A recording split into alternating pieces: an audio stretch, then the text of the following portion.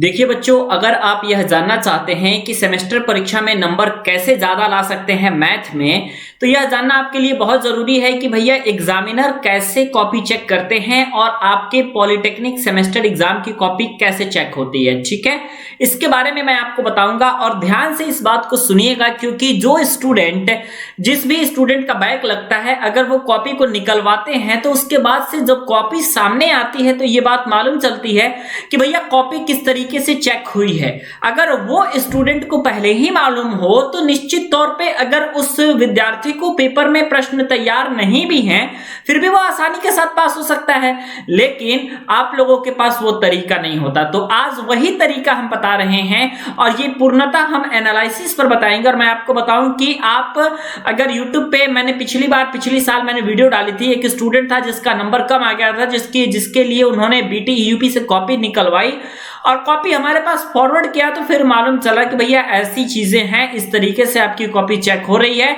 अगर वही तरीका अगर आपने अपना लिया तो फिर क्या होगा, आपके मार्क्स जो है निश्चित तौर पे बहुत ही ज्यादा बेटर आने वाले हैं इस बार। ठीक है, चलिए तो मैं स्टार्ट करता हूं। देखिए स्टूडेंट, सबसे पहली बात आपको क्या करना है कि देखिए कुछ स्टूडेंट होते हैं, कुछ पहले क्या क्या करना है इस पे नजर डालते हैं। ठीक है, कुछ स्टूडेंट होते हैं जैसे ब्लू पेन उठाया तो पूरी कॉपी को उन्होंने ब्लू पेन से रिप्रेजेंट कर दिया है, जो कि सर्वथा गलत है। आपको क्या करना है कि एक ब्लैक एंड ब्लू पेन के कॉम्बिनेशन से लिखना है। इससे ये होता है आपकी कि कॉपी आपकी ज्यादा अट्रैक्टिव दिखती है। आप चाहें तो एक स्केच पेन का भी इस्तेमाल कर सकते हैं। ठीक है, दूसरी बात आपकी ये है कि अगर आपको स्टार्टिंग से बिल्कुल सही प्रश्न आपके नहीं आ रहे, जैसे क्वेश्चन नंबर 1 से अगर आप स्टार्ट कर रहे हैं तो आपको मालूम है कि क्वेश्चन नंबर 1 में जो आपको 10 क्वेश्चन करने हैं, जो सेक्शन वाइज आपके होते हैं, तो उनमें से अगर आपको बहुत सारे प्रश्न नहीं आ रहे हैं तो आपको लाइन बाय लाइन पेपर करने की जरूरत भी नहीं है। आपको हमेशा उसी सेक्शन से चीजों को उठानी है। सेक्शन 3, सेक्शन 4, सेक्शन 2, आपको सिर्फ और सिर्फ उन्हीं सेक्शन से पहले प्रश्नों को उठाना है जिस सेक्शन पे आपका 100% कमांड होता है। और आप ये जानते हैं कि इस सेक्शन के प्रश्न को करते समय हमसे किसी भी प्रकार की गलती नहीं होगी। ठीक है, तो अगर आपका स्टार्टिंग में गलती कम हो रहा है या फिर अगर स्टार्टिंग में आपका गलती नहीं हो रहा है तो आपके नंबर निश्चित तौर पे बेहतर आएंगे। लेकिन अगर मान लीजिए बाद में जाकर के आपने कॉपी में बेहतरीन प्रदर्शन किया है और स्टार्टिंग के प्रश्नों में आपने गलती कर दी है, तो यह कहा नहीं जा सकता कि आपके अच्छे नंबर आ ही पाएंगे। तो इसलिए आप लोग जो है उन्हीं सेक्शंस को पहले अटेम्प्ट कीजिए जिस सेक्शंस पे आपका पूरी तरीके से कमांड है, जिस सेक्शन पे आप जानते हैं कि आपको जो है इसमें किसी भी प्रकार का डर नहीं है, आप आराम से कवर कर लेंगे, उसी सेक्शन से चलिए। सेक्शन वाइज लाइन से चलने की कोई खास जरूरत नहीं है। दूसरी बात यह होती है कि आप जो है स्टेप मार्किंग के कॉन्सेप्ट को थोड़ा सा आपको समझना पड़ेगा। ठीक है, स्टेप मार्किंग के आपको कॉन्सेप्ट को समझना पड़ेगा। देखिए एक स्टेप मार्किंग क्या होती है मैं आपको बताता हूं कि अगर किसी आप सॉल्यूशन कर रहे हैं किसी क्वेश्चंस का, तो कई सारे स्टूडेंट होते हैं कि डिफरेंशिएशन के सारे प्रश्नों को जो है वो लगातार जो है कर देते हैं और बिल्कुल मैं आपको बताऊं कि उनको डायरेक्ट, चूंकि डिफरेंशिएशन ऐसा चीज है प्रैक्टिस पे आधारित है, तो क्वेश्चन देख करके कई सारे लोग आंसर लिख देते हैं, तो वो सर्वथा गलत है। आपको वहां पे 1/2 मार्क्स भी नहीं मिलेगा 5 नंबर में। इसलिए मान लीजिए कि आपसे x³ का अवकलन पूछा है तो आप डायरेक्ट 3x² नहीं लिख देंगे, आप पहले लिखेंगे d/dx ऑफ x³। ठीक है, अब जो है आप 3x² लिखेंगे। तो ये एक स्टेप से आपने चला। वैसे इतना आसान नहीं पूछा जाएगा, लेकिन मैं आपको बता रहा हूं। और कई सारे लोग देखें आंसर नंबर 1 लिख देंगे, आंसर नंबर 1 3x² आंसर, ऐसे पे आपको नंबर नहीं मिलेगा। स्टेप मार्किंग है तो बाकायदे आप फॉर्मूला लिखिए, आपने किस फॉर्मूला का प्रयोग किया है वो लिखिए, क्वेश्चन में क्या क्या दिया गया है वो लिखिए।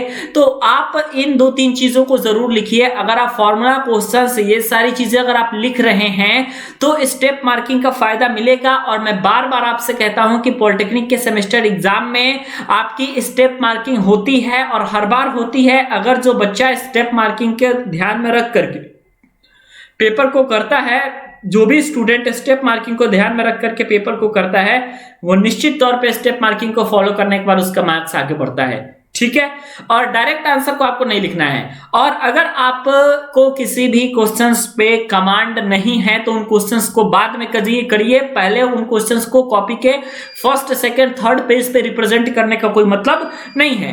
आप कोशिश करिए कि आप उन प्रश्नों को सर्वथा बाद में करें, बाद में करिएगा तो भी लाभ होगा, आपको कोई समस्या की बात नहीं है। ठीक है, बाद में करें, और जो प्रश्न नहीं आ रहे हैं और आपको मालूम है कि ये प्रश्न हमको नहीं आ रहा है, उस प्रश्नों पे आप स्टेप मार्किंग पे ज्यादा जोड़ दें और उस स्टेप को लगाएं और कोशिश करें कि अंतिम स्टेप में आपका जाकर के आंसर गलत हो रहा है तो भी आपका 5 में 2-3 नंबर आपको मिल जाएगा सिर्फ स्टेप मार्किंग पे। ठीक है, तो इन बातों पे आपको ज्यादा ख्याल करना है, और कहीं कोई कैलकुलेशन में गलती हो जाती है तो उसको बिल्कुल ऐसे नहीं कर देना है कि पूरी तरीके से उसको रंग पेंट दिए हैं भाई, रंग पेंट कर दिए ताकि वो चीज हमें दिखाई ही ना दे। ऐसे करने से आपका एक्स्ट्रा 1-2 नंबर कट जाएगा, आप इतना ख्याल करें। तो इसलिए सिर्फ 1 जो है एक स्केच आप यहाँ पे ऐसे चला देंगे सिंपल, तो भी आपका काम बन जाएगा, कोई दिक्कत की बात नहीं है। ठीक है, तो ये आपकी अप्लाइड मैथमेटिक्स की बात रही जो कि आपके लिए बहुत जरूरी है जानना, ये सारी चीजें स्टेप मार्किंग वगैरह कैसे हम लिखते हैं पेपर में। तो इसीलिए जो है इन सारी बातों के जो लोग फॉलो करते हैं तो उनका देखते होंगे आप 50 में 49 आ जाता है,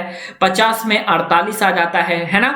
तो ये कुछ स्टेप्स हैं आपके जो फॉलो करने पड़ते हैं। पेपर कठिन नहीं आएगा, आपको टेंशन लेने की जरूरत नहीं है। आप कम्युनिटी सेक्शन में देखेंगे तो मैंने बहुत सारी महामैराथन की वीडियो डाली है, तो महामैराथन की मैंने बहुत सारी वीडियोस डाली हैं, तो वो महामैराथन आपके लिए बहुत ज्यादा मोर देन सफिशिएंट है, मोर देन सफिशिएंट है भाई वो महामैराथन आपके लिए, मैं आपको बार बार बता रहा हूं। इसलिए आपको बहुत ज्यादा फोकस करने की उस पर जरूरत नहीं है।